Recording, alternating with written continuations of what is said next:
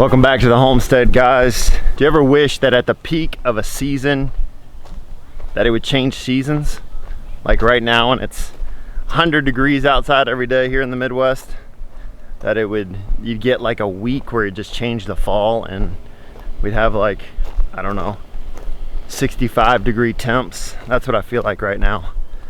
Just kind of done with this heat for a little bit. I like it, I just don't like it consistently for so long. But you know what? If I've learned anything homesteading, the one thing I've learned is you got to embrace the seasons. So that's what I'm doing today. I'm embracing the season, and we are going to be unrolling this pond liner, which I'm really excited about.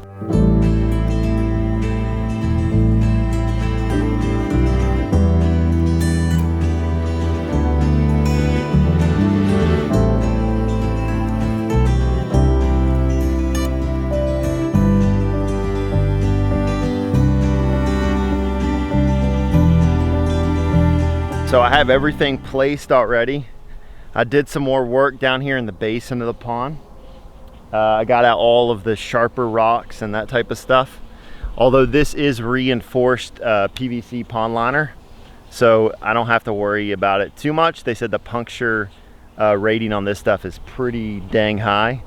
So I'm not too concerned about it. I gave them a call, told them that I had little stones in here, and they said, yeah, you don't really need to worry too much about that. So we're gonna try to do this with me and my wife, and possibly have my mom come and help us stretch this thing over. In an ideal world, we're able to get this thing done today and just get it stretched out. So that's the plan. We're just gonna start by getting it all stretched out.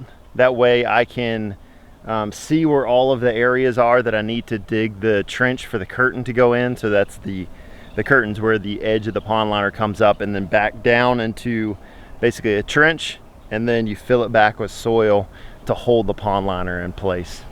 So I marked the center of the pond right here. This is the exact center so far as the length of the pond. I actually had this liner sitting the other way, so it was facing like this. I had to turn it with the skid steer and get it right in the center of the pond.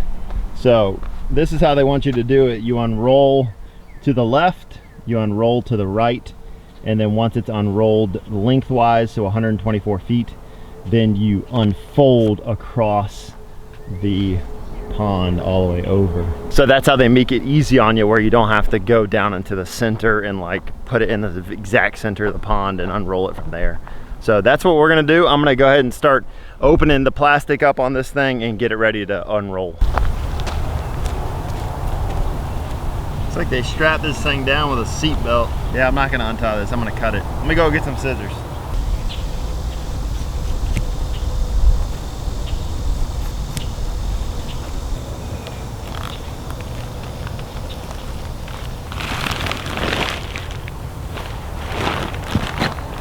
Pull the tape down here, let's unfold her. Yeah. Now this is where it's tight. This is where it's gonna start to unroll when I cut it. Hi, baby. So yeah, there's two rolls here. That's how we're gonna unroll it. So flip these things down. Dad, is that the pond liner? This is the pond liner, yep. You gonna put it on? We're gonna stretch her on, or try to at least. Start to. When I cut this, it should flop on out. Watch out, baby. I don't want to flop out on you. No, it's staying still. No. There we go. Yeah. All right. It's all cut out. Now all we got to do is there it is. What do you think, girls? Excited to have a pond? Mm-hmm. I can't wait to swim in it. Me neither. It's gonna be sweet. We'll start to roll this guy out, huh? See how hard it is. Oh yeah, it's got some weight to it, huh? Hey, that's kind of easy. Is it? I don't think it's easy. Because you're pulling the hardest. Yeah. I can help. Yeah. Ready, sit. Is it rolling? Yeah. Hold.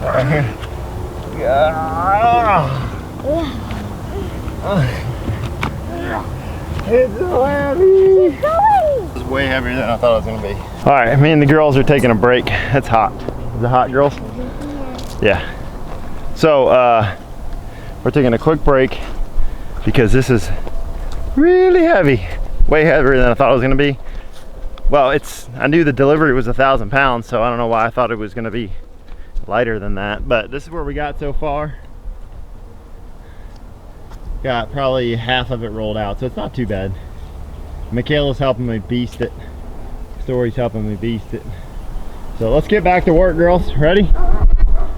Let's do that side over there. We're gonna beast it. Okay. Now, ready?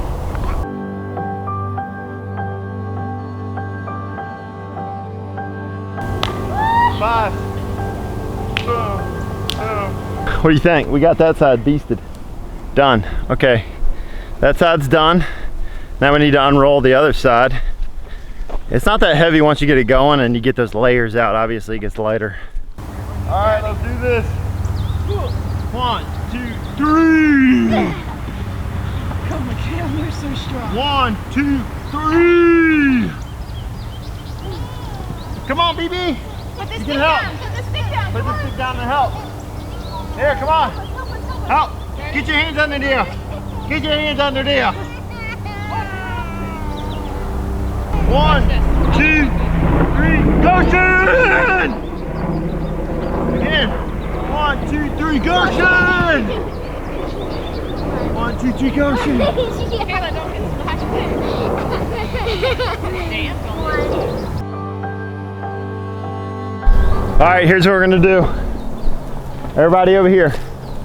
We are going to go down into the bottom of the pond and we're gonna find any rocks that look too pointy to be down there and we're gonna throw them on the bank of the pond, okay? Not this way where the plastic is, but the opposite way.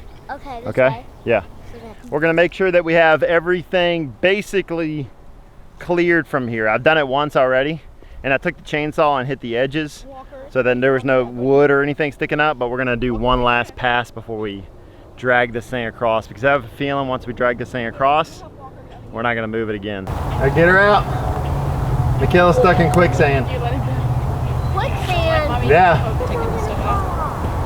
All right, come here. Oh, Walker. Walker's in the mud. Get him out. He took my boots off. You can find him. That's straight play. Oh my gosh. Kayla, don't throw it. She's gotta have. All right, we got all of the rocks out. Well, all of the sharp areas out. We didn't do a thorough job, but I talked to the company on the phone and it's a reinforced PVC that's not meant to be used with an underlayment, which an underlayment is what you would lay underneath the liner just to protect it. So they said you don't need one, and they said just get, you know, the sharp jagged rocks out. So that's what we did. Got some nails out from the barn demolition and all that stuff. We got everything out of the bottom of the pond. Now we're gonna start stretching the pond liner over top. I'm gonna get the drone up in the air and we'll get this thing covered.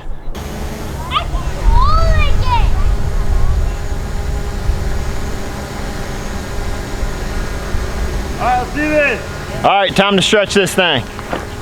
Let's do it.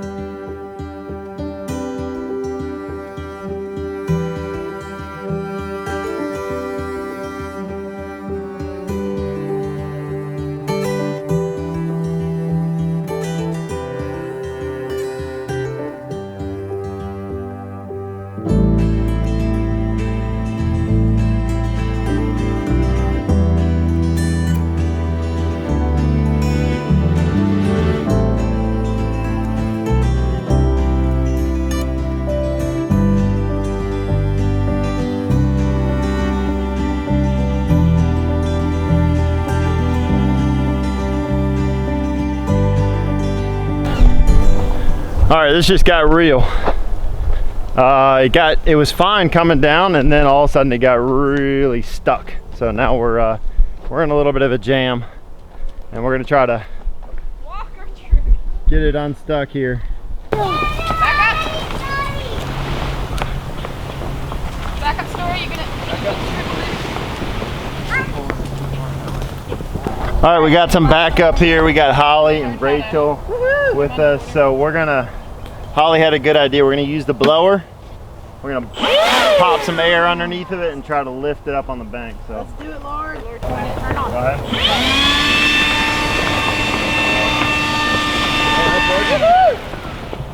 Yep, keep it going. You hold it down.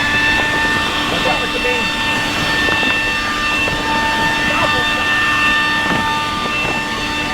Sorry, buddy. Keep going.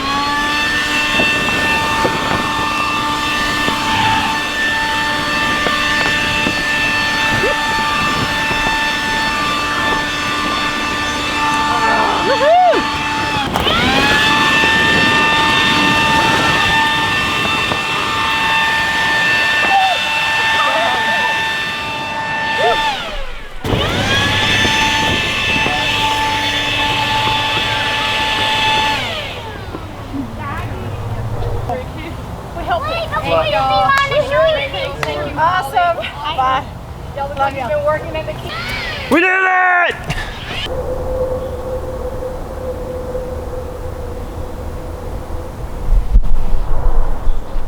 All right, we got it in with some hard pulls, some blisters, and a couple awesome ladies that helped me out.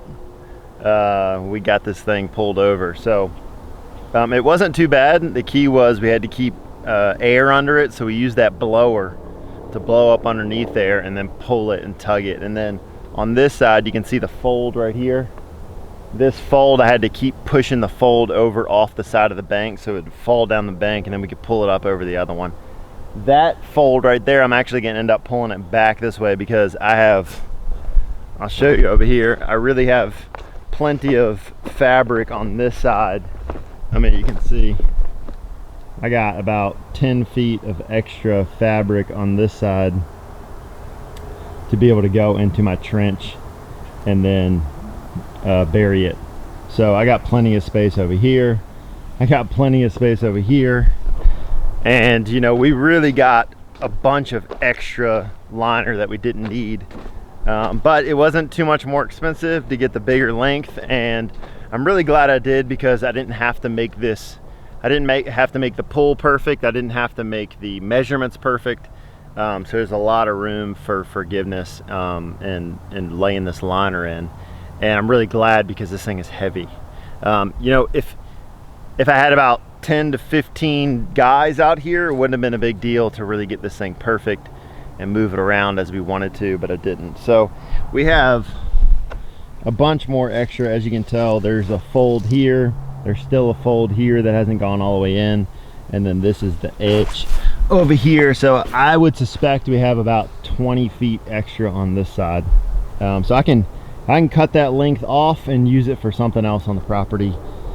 But yeah, we got plenty here, plenty on this side to trench everything. So it's looking nice.